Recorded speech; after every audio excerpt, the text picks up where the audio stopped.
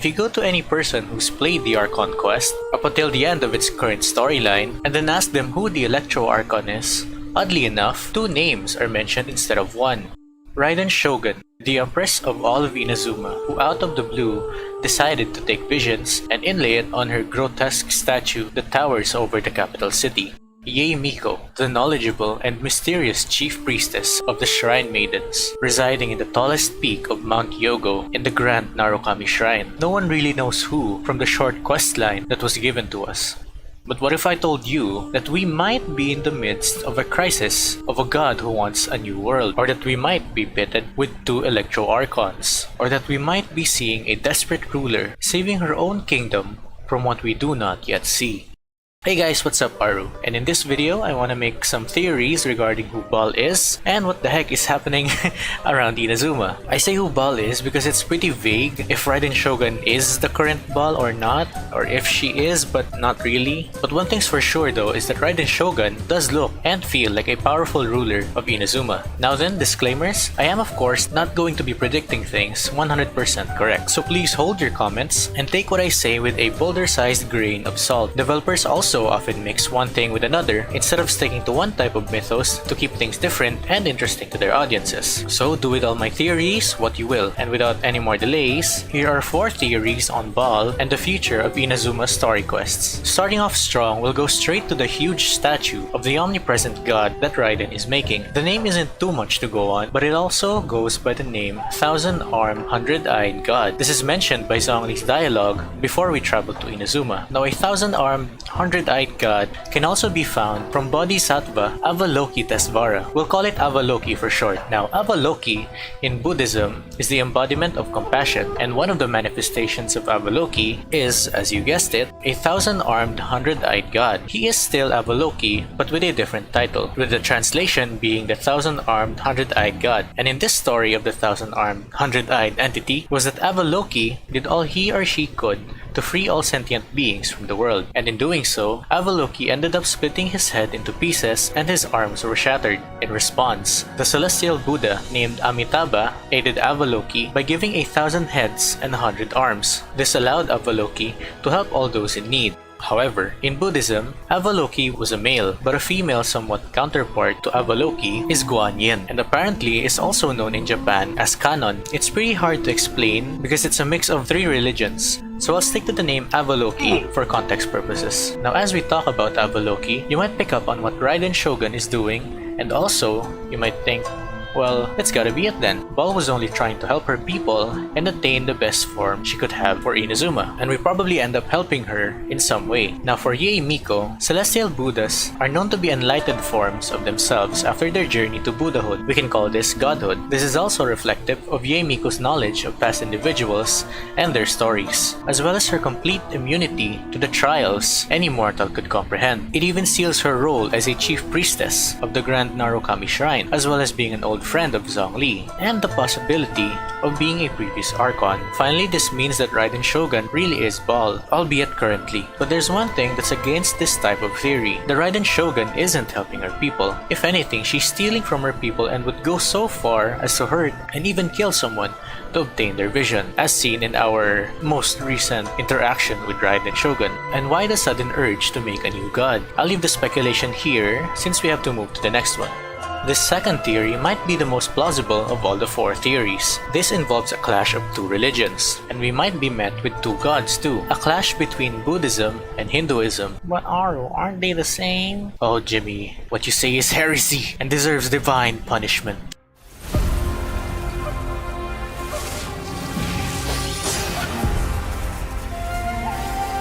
You will be inlaid upon this statue.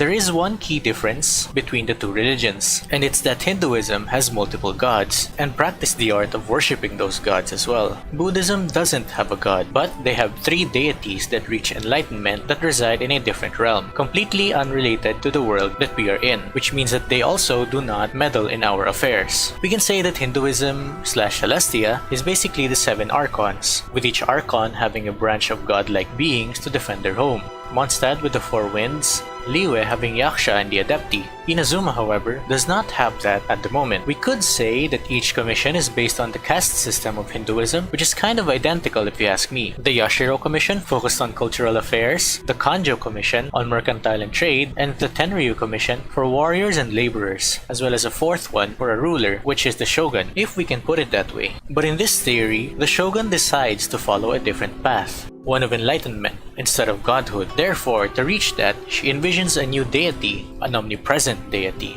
and is using the Tri-Commission to benefit that ideal. An ideal of pure discipline, a rebirth that is separate from the once given world of Celestia, a transcendence, a nirvana, if you would, and is trying to secure it by making her own god. But why in the sad and heretical image of the one thing she does not follow anymore, the face of her previous god? Now this theory enforces Raiden Shogun's complete sword prowess of euthymia, which is similar to reaching enlightenment. Now think about this quote from Hoyo Lab's release of Raiden Shogun's info. "For true unchanging eternity is found only in the stillness that manifests itself when all noise is stripped away." Now imagine Raiden Shogun's state of euthymia, found only in the stillness inside of her consciousness, where all changes and interruptions are not present, except for her state of being. Now this really puts Raiden Shogun's perspective of eternity she pursues, since Buddhism follows discipline, meditation, and mastery of one's own force of will, practicing the 5 precepts of monkhood and then Buddhahood, refraining from stealing, killing, sensuality, wrong speech, and intoxicants. Well, Aru, this is completely opposite from what Raiden Shogun is doing. Jimmy, be quiet, or I'll put you in a state of euthymia, one you can never be free from. Yes, sir. Yes, sir. Yes, sir. When we meet with Yae Miko, she mentions the situation of the swordsman that was perceived to be possessed, and says that he was merely deprived of ambition due to the loss of his vision. And losing a vision also makes the bearer lose memory to a degree, and for a long period of time be driven to insanity, especially those who've been bestowed great power and has held high expectation for themselves. If you lost your account in Genshin Impact, knock on wood, wouldn't that make you lose ambition to some extent? Now, imagine an emperor whose practice was solely for defending her people, making sure her country is as safe as possible. Her practices and the amount of discipline and control she put into herself to the point of near transcendent state, and then suddenly lose that ideal behind her goal.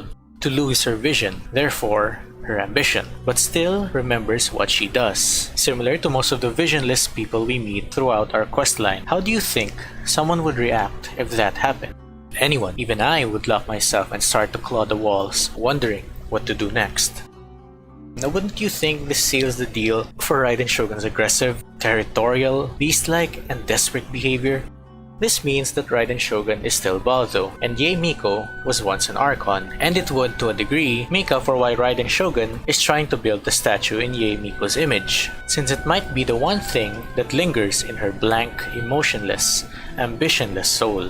This really seems like the most plausible theory, and would prove to be quite the heart-wrenching plot if it were true. But how would Raiden Shogun lose her vision? Or, from a different context, what made Raiden Shogun act in such a manner? The answer here is that in some point of her euthymia and search for a transcendent state, she ends up losing herself inside of her own domain. Same with her vision.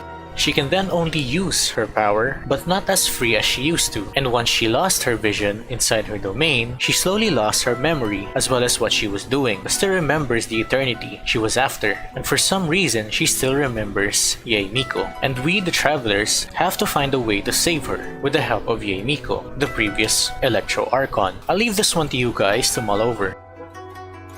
Now, this third theory is more of my imagination going wild and wanting to see titans fighting. It's a mix of Japanese mythology, Raijin, and Fujin, and the Buddhist manifestation of Avaloki. In Japanese mythology, Raijin and Fujin are always seen together, and although Fujin is a god of wind, we could paint this as two forms of the Electro Archon as they were passed down through the generations. If you look at Raiden when she pulls out her sword in the cinematic, you can see these circles hovering around her. Although it has the electro symbol, or the symbol of eternity, and somewhat isn't fully round, it is similar to Raijin's drums in every piece of artwork that you see him in. And if you check Miko's hair ornament from behind, it looks very similar to Fujin's Bag of Winds. You could say, well, it looks different, but she also has fans all over her trinkets. Close enough, right? But in Genshin's storyline, Yae and Raiden know each other very well, and Yae was the first to be the Electro Archon, and would soon give her title to Raiden. In this theory, Yae Miko was an old Archon who bestowed her power to Raiden Shogun after the war. But she then moves to Mount Yogo as a priestess. But why? She still holds some power of an Archon to keep watch over Inazuma.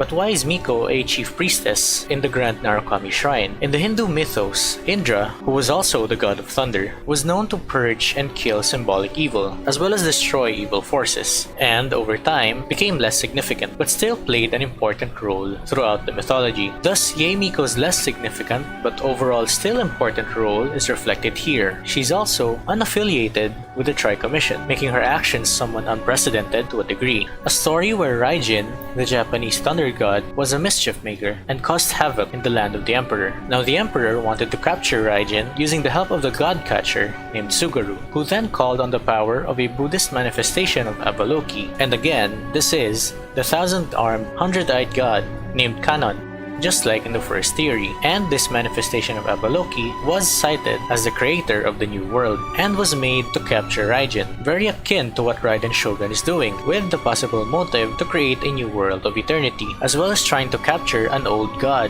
Yae Miko. But in Genshin's story, Raiden was given the power of the Electro Archon by Yae, and in hindsight was ready to pull the plug on her whenever she wanted, much like the mischief maker Raijin. So Raiden Shogun now runs the country as the Emperor, while Yae would be free to do her own bidding without the rule of Celestia. Raiden would catch on to this and start to make her own world, free from Celestia and Yae's grasp. Yae finds out and then takes her vision away. Raiden loses her mind and some of her power gone. She's then left with the thought of eternity and the thought of Yae, thus her actions in the story.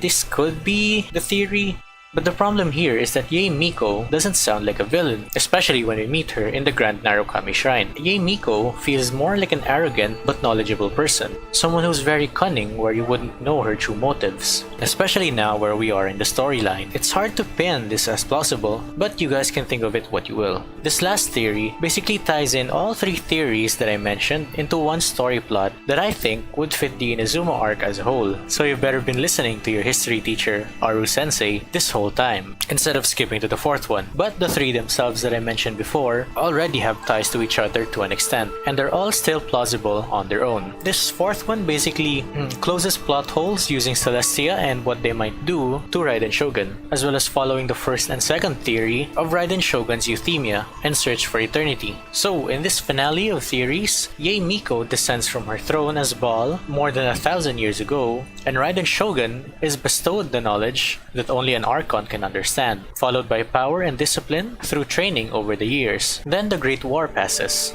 and Raiden was able to recognize her true power as an Archon. Her kingdom was then known as the Kingdom of Eternity.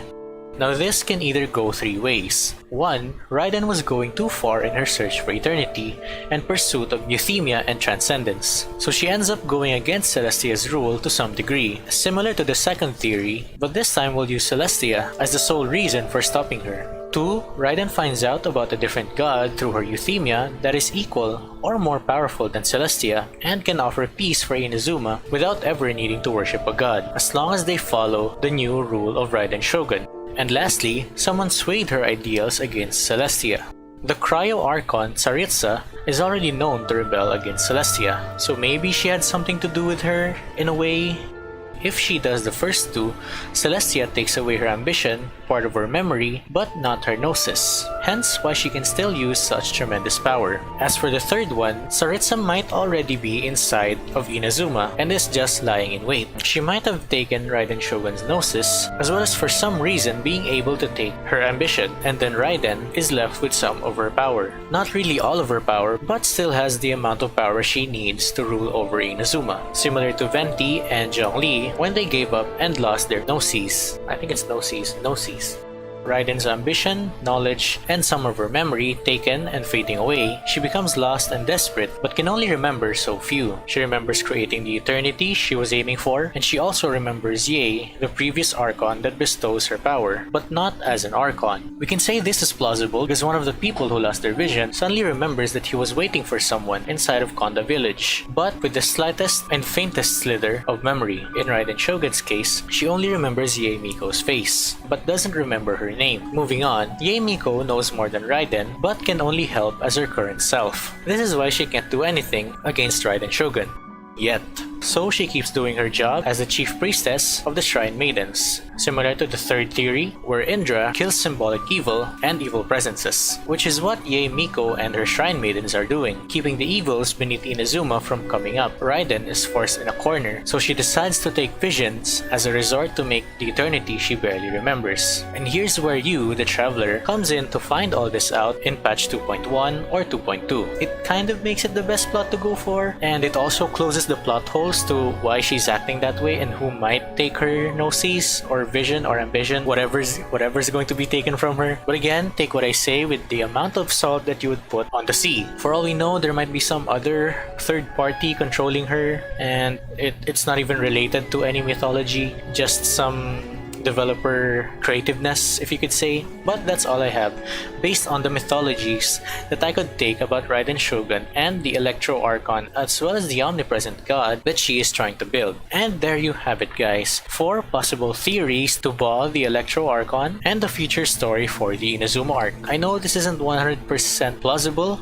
all of this, but I wanted to dip my hand in some theory crafting for who Baal might be, as well as what's going to happen for 2.1. Leave a like and subscribe if you want to see more of my content, and comment below if you have your own theories as to what's going to happen in 2.1 and 2.2 and who Baal actually is. Who knows, maybe when we reach the end of the story we'll find out how close we were to the actual story based on these theories. Anyways, that's gonna be it for this video. I'll see you guys later. Bye!